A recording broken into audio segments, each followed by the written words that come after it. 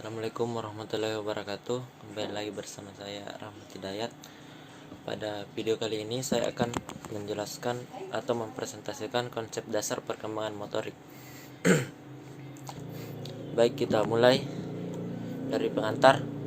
Perkembangan merupakan hasil dari berbagai proses yang saling berhubungan. Proses tersebut adalah kematangan, pertumbuhan, dan proses belajar berkaitan erat dengan genetik atau biologis dan adaptasi lingkungan. Baik, lanjut pada pengertian perkembangan motorik. Perkembangan motorik adalah berkembangnya unsur kematangan dan pengendalian gerakan tubuh. Potensi motorik anak berkembang bersamaan dengan tingkat kematangan sistem syaraf dan otot serta terjadinya aktivitas anak di bawah kontrol otak.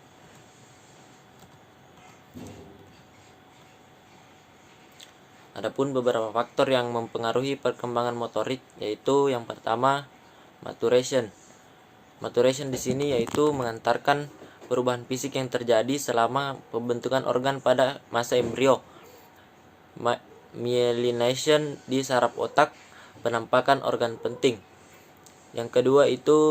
Faktor yang kedua adalah growth, yaitu proses yang menyebabkan perubahan ukuran fisik dan bentuk. Proses yang menyebabkan perubahan ukuran fisik dan bentuk. Yang ketiga itu adalah adaptasi atau adaptation, yang merupakan respon tubuh terhadap tuntutan dari lingkungan. Dan adapun beberapa faktor lainnya seperti faktor biologis, maturation and learning, proses belajar yang mempengaruhi tingkat kematangan.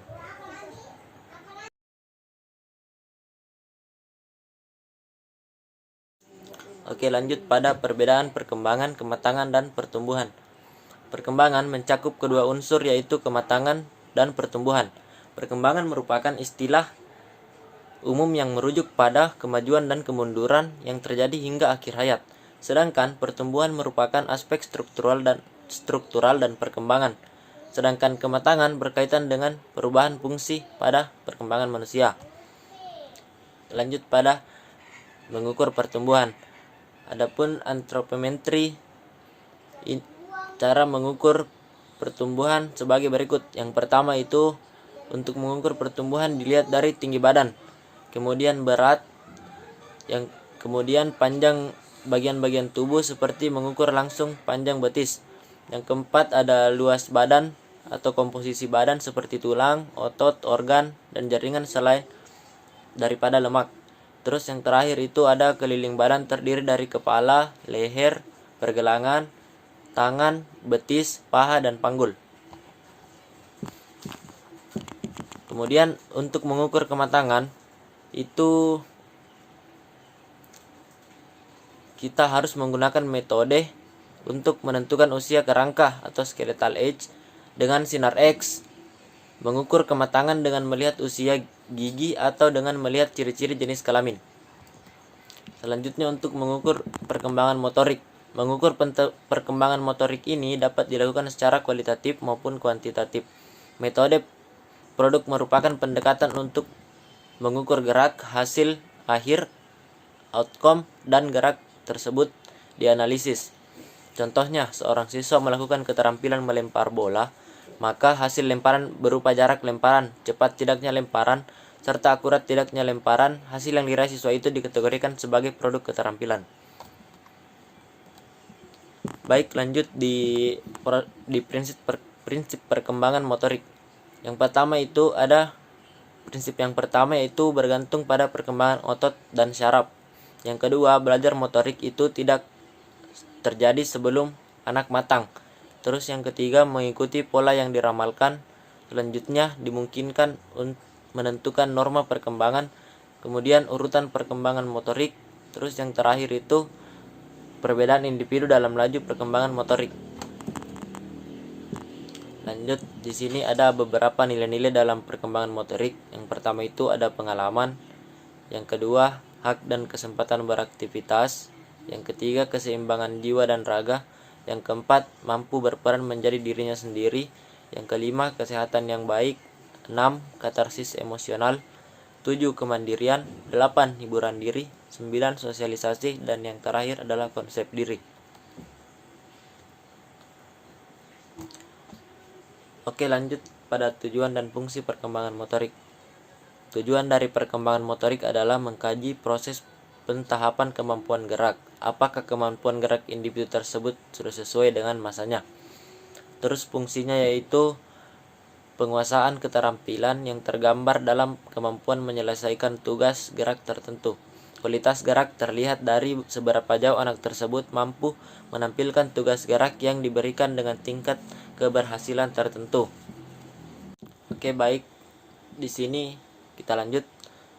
Adapun beberapa hubungan perkembangan motorik dengan perkembangan kognitif. Piaget dapat mengkategorikan perilaku ke dalam 4 tahap perkembangan kognitif, yaitu yang pertama sensori motorik, lahir sampai dengan 2 tahun. Preoperasional 2 tahun sampai dengan 8 tahun. Konkret operasional 8 tahun sampai dengan 11 tahun. Formal operasional 11 tahun sampai dengan 12 tahun.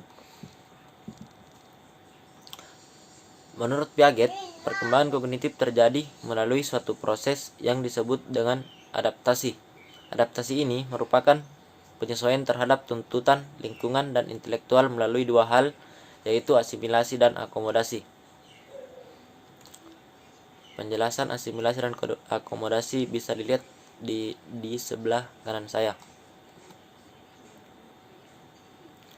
Kemudian masuk pada tahap sensori motor dan perkembangan motorik. Pada tahap sensori motor, Piaget menggambarkan seperti berpikir melalui gerakan tubuh dengan kata lain kemampuan untuk belajar dan meningkatkan kemampuan intelektual berkembang dengan suatu hasil dari perilaku dan konsekuensinya. Menurut Piaget, gerak selalu berhubungan dengan proses berpikir. Pada tahap sensori motor, pengetahuan dan berpikir muncul sebagai hasil atau akibat dari perilaku yang terjadi melalui gerak tubuh. Tahapan preoperasional dan perkembangan motorik. Pada tahap ini, Piaget memberikan penekanan beberapa batasan dan kemampuan. Pada tahap preoperasional, anak masih belum memiliki kemampuan untuk berpikir logis atau operasional. Piaget membaginya menjadi 2 bagian, yaitu yang pertama prekonseptual, yang artinya kondisi berpikir tanpa dasar atau masih menduga-duga, dan kondisi ini umumnya terjadi pada anak yang berusia 2-4 tahun. Selanjutnya, yang kedua itu intuitif. Intuitif artinya anak akan berpikir menurut kata hatinya. Kondisi ini terjadi pada anak yang berusia antara 4 sampai dengan 7 tahun.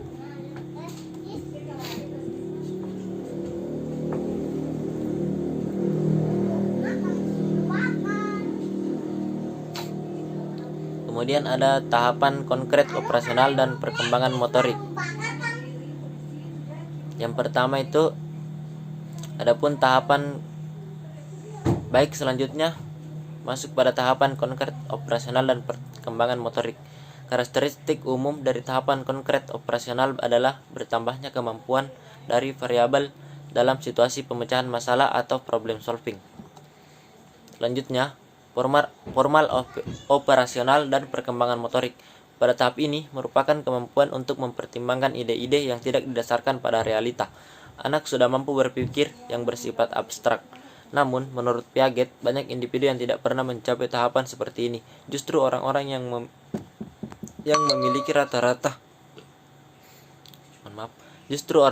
memiliki rata-rata skornya rendah pada tes inteligensi sangat memungkinkan tidak mencapai tahap formal operasional. Selanjutnya yaitu teori perkembangan motorik. Yang pertama ada the maturation perspective. Pandangan ini mengatakan bahwa perkembangan motorik dan gerakan yang muncul dari individu disebabkan karena matangnya saraf otak di bagian cerebral cortex. Yang kedua ada the perceptual cognitive. Pandangan ini mengatakan bahwa gerakan muncul karena proses pemrosesan informasi yang yaitu berkembangnya persepsi kita. Oke, baik, masuk pada penjelasan yang terakhir yaitu dynamic system theory. Dynamic system theory dikembangkan oleh Talon dan Smith. Yang pertama, gerakan yang muncul merupakan interaksi dari berbagai sistem tubuh kita. atau sistem biokimia tubuh, sistem saraf otak, dan lingkungan. Yang untuk bagian B, gerakan yang muncul merupakan hasil dari kontrol motor yang bertugas untuk mengorganisasikan gerakan ke dalam pola yang efisien. Baik, mungkin itu saja yang bisa saya sampaikan pada video kali ini. Lebih dan kurangnya mohon dimaafkan. Saya izin pamit. Assalamualaikum warahmatullahi wabarakatuh.